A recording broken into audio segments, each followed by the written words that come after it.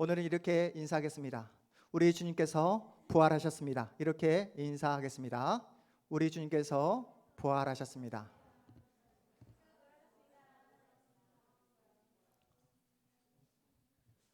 다시 한번 인사하겠습니다. 우리 주님이 부활하셨는데 정말 이대로 이 모습 그대로 살아갈 생각이십니까? 이렇게 한번 다시 한번 우리 인사하도록 하겠습니다. 우리 주님께서 부활하셨는데 정말 이대로 이 모습 그대로 살아가시겠습니까? 네. 여러분, 우리 동탄한마음교회 가족들 가운데 예수님께서 태어나시고 예수님께서 활동하셨던 이스라엘 땅에 가보신 분 계세요? 나는 이스라엘 땅 가봤다. 우리 영훈이만 또 없나요? 우리 목사님 계십니다. 여러분, 한 부부가 있었어요. 주일이면 어김없이 매주 주일날 예배 시간에 나와서 하나님께 예배드렸던 한 부부가 있었습니다. 이들 부부에게 있어서 가장 첫 번째 버킷리스트, 소망과 열망이 무엇이었냐면 예수님께서 태어나셨고 자라나셨던 그 이스라엘 땅을 한번 내 그 손으로 한번 만져보고 내 발로 한번 밟아보고 싶다는 그런 열망이 있었습니다. 그 열망은 현실이 되어서 이 부부가 비행기를 타고 이스라엘 땅을 밟게 됩니다. 그리고 그토록 그 꿈에 그리던 예수께서 십자가를 짊어지시고 올라가셨던 골고다 언덕도 올라가게 됩니다. 그렇게 꿈에 그리던 이스라엘 땅 구석구석을 탐방하면서 놀라운 기쁨과 감동을 누리다가 그만 너무나 안타깝게도 이 부부는 큰 교통사고를 당하게 됩니다.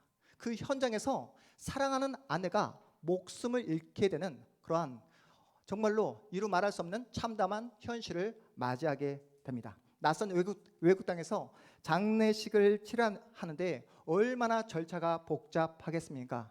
드는 비용도 만만치가 않습니다. 아내 장례 문제로 고민하고 있는데 장례를 주관하는 장례 대행 업체에서 이 업체분이 이 남편분에게 이렇게 제안합니다. 이스라엘 땅에 장례를 치르게 되면 대략 하나로 500만 원 정도 들 것 같습니다. 하지만 당신의 아내를 시신을 본국으로 데려가기 위해서 비행기를 태우게 되면 장례비가 10배, 그래서 5천만 원의 상당의 비용이 들 것 같습니다. 어떤 것을 선택하겠습니까? 그러자 남편은 고민 끝에 많은 비용이 들더라도 본국으로 시신을 옮겨가겠다라고 결정합니다. 이때 대형업체에서 이렇게 이야기하는 거예요. 왜 그러한 결정을 하십니까? 본국으로 시신을 옮겨가려면 절차도 너무나 복잡하고 너무나 큰 비용이 들지 않습니까? 그리고 이곳에서 장례를 치르게 되면 이 땅은 당신 부부가 그토록 밟고 싶어 했던 이스라엘 땅 아닙니까? 이곳에 예수께서 묻히시고 이곳에서 예수께서 부활하신 그 의미가 있는 땅이기에 당신의 아내를 이 이스라엘 땅에 묻히는 것이 더 의미가 있지 않겠습니까? 라고 이렇게 묻자 이 남편분이 심각하게 고민을 하면서 이렇게 대답을 했다고 합니다. 제 아내를 이 이스라엘 땅에 묻히게 하면 우리 아내가 다시 살아날 것 같습니다. 우리 아내가 이 이스라엘 땅에 묻히게 되면 무덤을 부수고 다시 나올 것 같다. 저는 저의 아내의 시신을 본국으로 데려가기로 결정했습니다. 우스개 이야기지만 이 남편분 부활 신앙을 가진 사람이라 말할 수 있을까요? 없을까요? 여러분 한번 생각해 보십시오. 오늘 우리 사랑하는 서진이가 유아 세례를 받게 되었습니다. 우리 서진이는 아직 예수님이 누구신지 또한 오늘 우리가 함께 나누고 있는 믿음이 또한 부활이 무엇인지 아직 어려서 잘 모릅니다. 우리 서진이를 대신해서 어머니가 아버지가 우리 서진이는 하나님의 복된 자녀입니다. 우리 서진이는 언약 백성입니다. 앞으로 믿음을 가지고 이 서진이를 잘 키워내겠습니다. 서약함으로 유아 세례를 받게 되었어요. 우리 다현이, 우리 충만이를 보십시오. 어린 시절에 어머니 아버지의 믿음의 고백을 통해 유아 세례를 받게 되었고 오늘 입교를 함으로 이제 정식 교인이 되었습니다. 우리 다현이에게 제가 입교 교육을 하면서 물어봤어요. 다현아, 너에게 있어서 예수님은 어떤 분이셔? 라고 물어보니까 우리 다현이가 이야기하기를 예수님은 제 인생의 왕이 되십니다. 제가 이렇게 대답하라고 강요하지 않았어요. 네, 절대 강요하지 않았습니다. 옆에 우리 문집사님이 계셨습니다. 증인이에요. 우리 충만이에게도 동일한 질문을 던져보았습니다. 충만아, 너에게 있어서 예수님은 어떤 분이셔? 라고 물어보니까 예수님은 제 인생의 주인이 되십니다. 엄마에게 그때 맞고 왔니? 전혀 협박받지 않았어요. 이 이야기를 듣게 되었을 때 목사인 저도 이렇게 감동이 되고 기쁨이 되는데, 한 영혼을 천하보다 귀하게 여기시는 우리 주님께서 우리 자녀들의 이러한 믿음의 고백을 들었을 때 얼마나 기뻐했겠습니까? 우리 모두는 스스로 선택할 수 있는 자유를 가지고 있습니다. 여러분에게 이 주일날 이 자리에 나오라고 어느 누구도 강요하거나 협박하지 않았어요. 여러분 스스로 예배를 지키겠다라는 마음으로 자발적으로 이 자리에 나왔습니다. 여러분에게 허락한 모든 시간과 자유를 하나님을 예배하며 나아가겠다라는 그 마음으로 부활주일날 이 예배 자리에 나오신 줄 믿습니다. 여러분, 그런데 보십시오. 예수를 모르는 사람들은 끊임없이 나에게 주어진 시간, 나에게 주어진 에너지, 나에게 주어진 그 자유를 가지고 내가 편안할 수 있는 곳, 내가 안심할 수 있는 곳을 선택하고 그렇게 결정합니다. 주체가 누구입니까? 언제나 나예요. 내가 편안하고 내가 드러나고 나를 뽐낼 수 있는 그런 자리를 선택하고 결정합니다. 이것은 인간의 본능입니다. 영국의 정치 철학자 토마스 홉스라는 사람이 있습니다. 이 사람이 인간의 존재, 인간의 본능에 대해서 어떻게 정의를 했냐면, 인간이란 존재는 만인에 대한 투쟁, 만인에 대한 투쟁하는 그 존재로 인간을 이해했습니다. 인간은 끊임없이 자신의 욕망, 자신의 이익, 자신이 취할 수 있는 그 모든 것들을 누리기 위해 서로 계속해서 싸우고 상대방을 적으로 만드는 그런 본능을 가지고 있다라고 그렇게 설명합니다.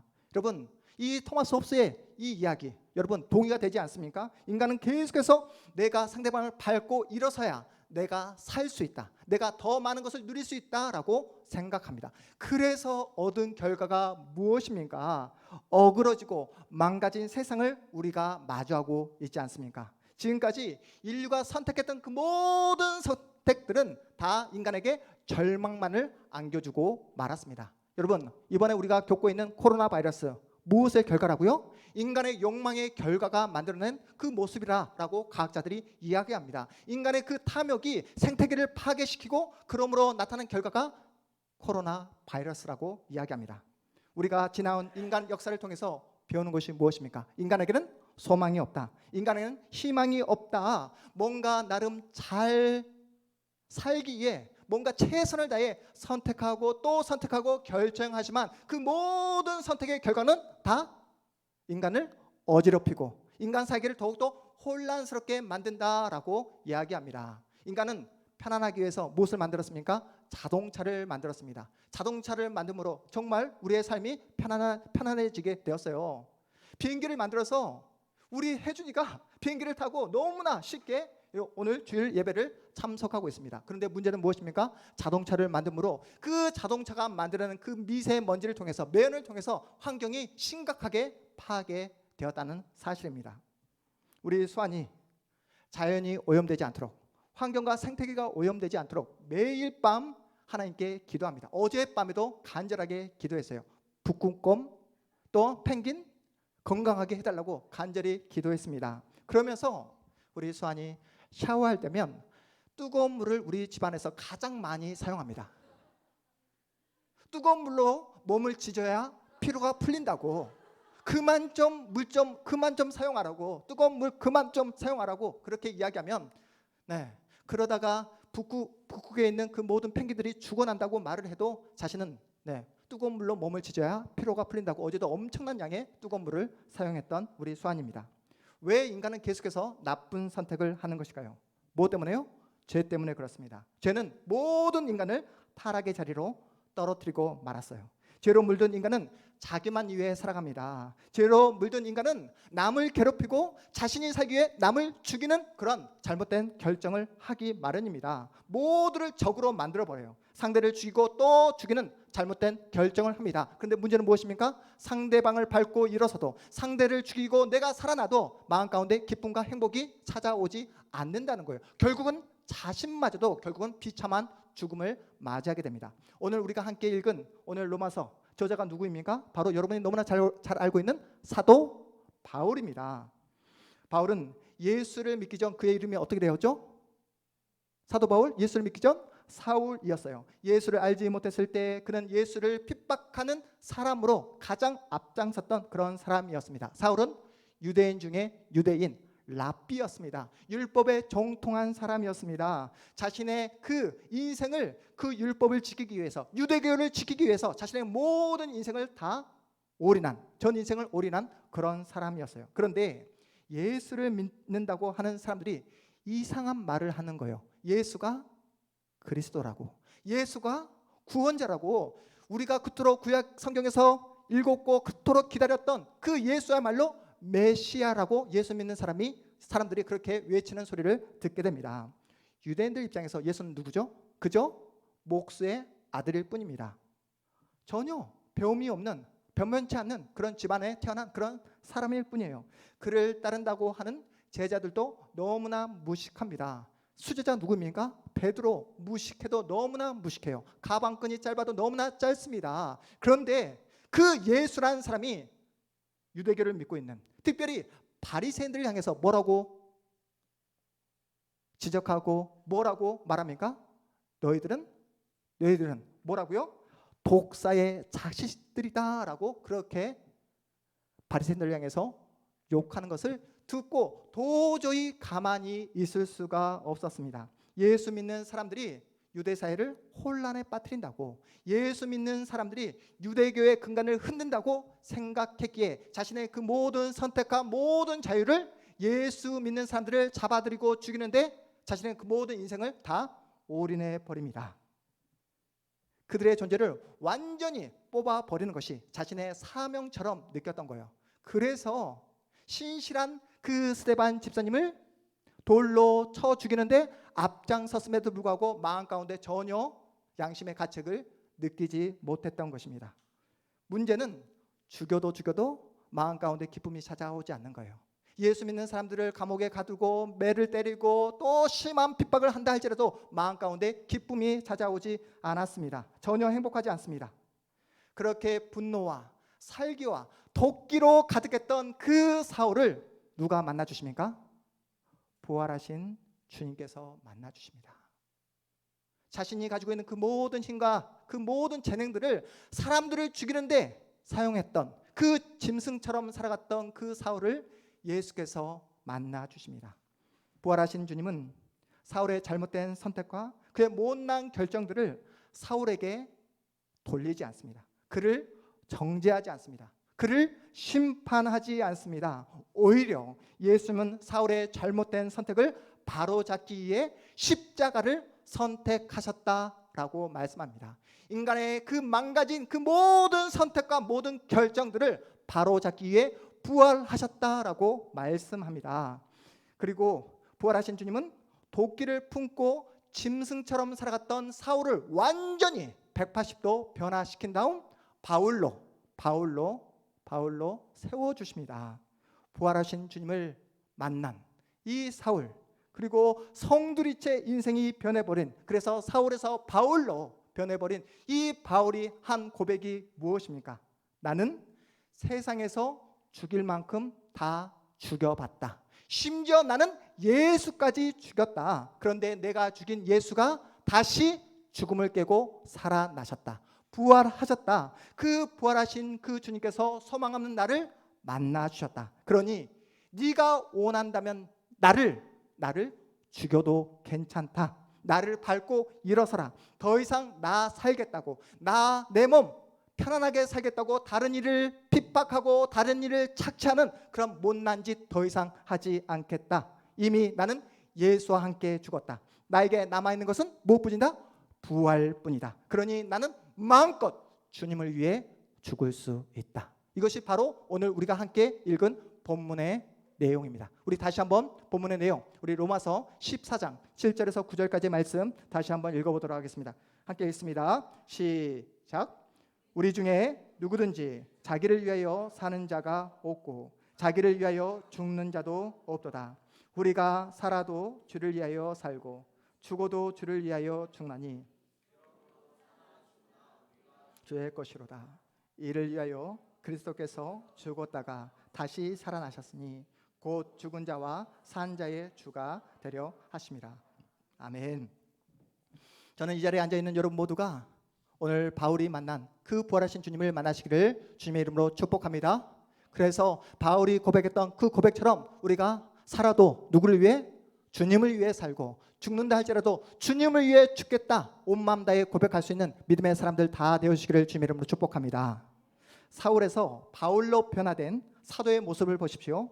저와 여러분의 돌이킬 수 없는 과거, 우리의 못난과 우리의 잘못된 과거를 통해서도 주님은 얼마든지 일을 하실 수 있다라고 말씀하고 계십니다. 주홍빛보다 더 붉은 내 죄와 나의 잘못된 행동과 나의 잘못된 선택과 그 결과를 통해서도 언제 얼마든지 반전의 역사를 만들 수 있는 분이 바로 우리가 믿고 있는 예수 그리스도다라고 이렇게 말씀하고 계십니다. 주님께서 지금 이 시간 그래서 저와 여러분에게 이렇게 말씀하고 있는 거예요. 아무개야 아무개야, 너 그때 너무나 고집불통이었어. 너 기억하고 있니? 네, 제가 그때는 너무나 고집이 셌습니다. 주님 죄송합니다. 그런데 아무개야, 너는 왜 아직도 이런 모습을 고치지 못하고 있니?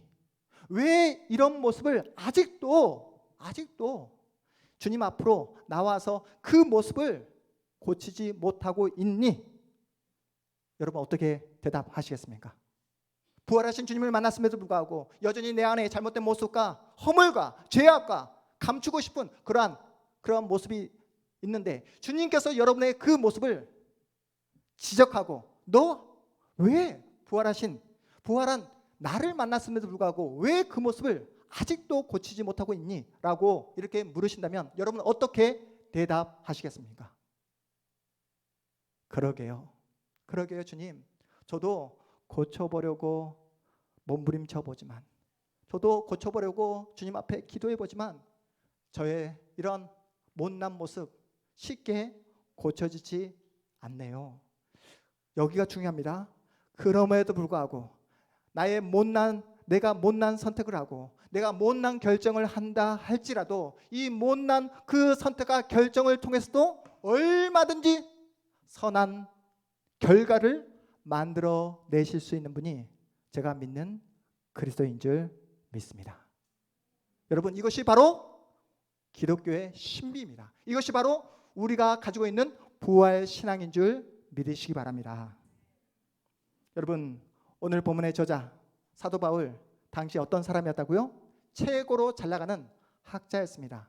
뼈대 있는 집안이었어요. 그 당시 돈으로 살 수 없는 로마 시민권을 가지고 있었던 그런 사람이었습니다. 얼마든지 풍족하게 얼마든지 사람들의 앞에서 대접받으며 그렇게 살아갈 수 있는 그런 사람이었습니다. 그런데 자신에게 주어진 그 모든 재능과 모든 환경과 모든 재물을 가지고 무엇을 하는데 사용했습니까? 예수를 핍박하고 예수 믿는 사람들을 잡아들이는데 자신의 그 모든 것들을 사용했던 짐승과 같이 살았던 그런 사람이었습니다.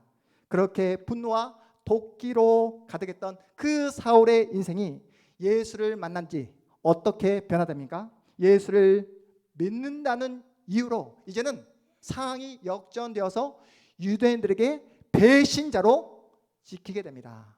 매를 맞게 돼요. 감옥에 갇히게 됩니다. 여러 번 유대인들로부터 돌에 맞아 죽을 위기를 맞이하게 됩니다.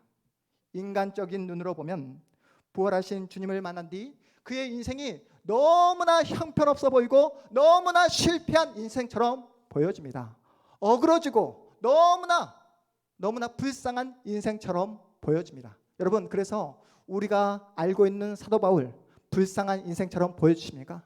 우리가 알고 있는 그 사도 바울 여러분 실패한 인생처럼 보여주십니까? 여러분은 예수를 믿음으로 어떤 소망을 가지며 살아가고 계십니까? 부활의 그 놀라운 영광을 맛본 여러분은 예수를 믿음으로 어떤 기대를 가지고 여러분의 오늘 하루를 살아가고 계십니까? 제가 지난 주일에 했던 그 말씀 가운데 이런 말씀을 드렸습니다. 돈으로 인류 역사상 인간이 가진 돈으로 하나님께서 한 번도 영광을 받으신 적이 없었다. 인류 역사상 인간이 가진 그 힘과 권력을 통해 하나님의 나라가 확장되어진 그런 역사가 없었다라고 이렇게 말씀드렸습니다. 이 말씀을 들었던 한 집사님이 저에게 이렇게 이야기하는 거예요. 목사님, 그래도 저 돈이 많았으면 좋겠습니다. 돈이 많아야 주님을 위해 힘있게 사용할 수 있고 주님의 몸된 교회를 위해서 제가 마음껏 쓸 수 있을 것 아닙니까? 지금 우리 동탄 한만교회 보십시오.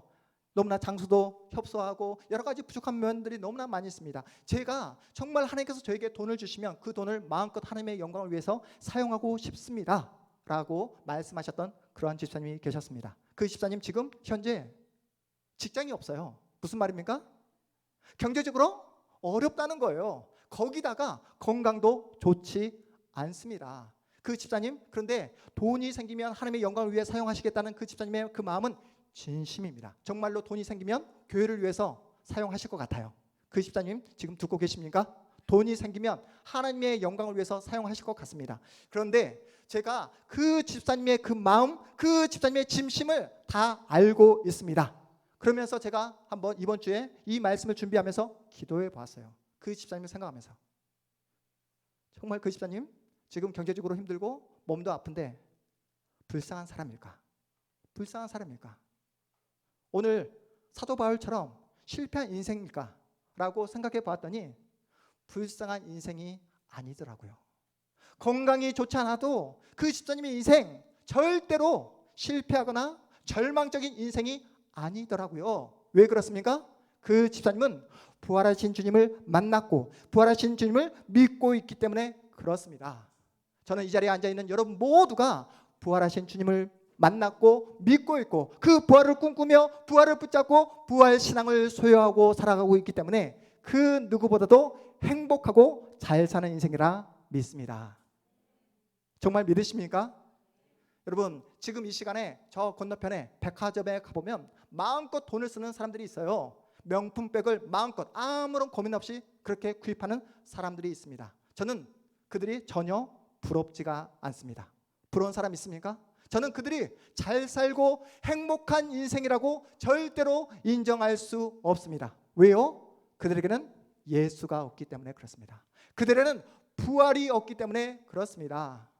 오늘 우리 다현이, 우리 충만이가 입교식을 했습니다.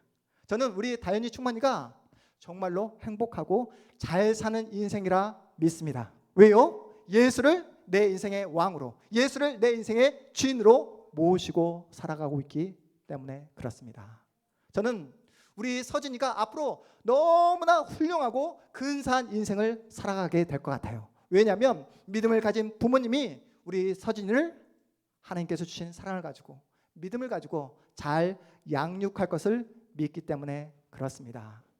이 자리에 앉아있는 여러분 모두가 누구입니까? 바로 여러분에게 주어진 그 모든 시간과 모든 자유를 부활하신 주님을 위해 쓰겠다, 그렇게 서약하고 그렇게 마음먹고 오늘 또 부활 신앙을 가지고 살아가는 여러분이야말로 이 땅에서 가장 행복하고 잘 사는 인생이라 믿습니다. 그 믿음을 가지시고 부활하신 주님을 믿는 예수의 사람답게 더 이상 돈 앞에서 주눅들지 마시고, 세상이 여러분을 위협하거든 세상이 여러분을 뭐까지 할 수 있습니까? 세상이 할 수 있는 것은 여러분을 죽이는 것밖에 할 수 없습니다. 그런데 우리는 무엇을 가지고 있습니까?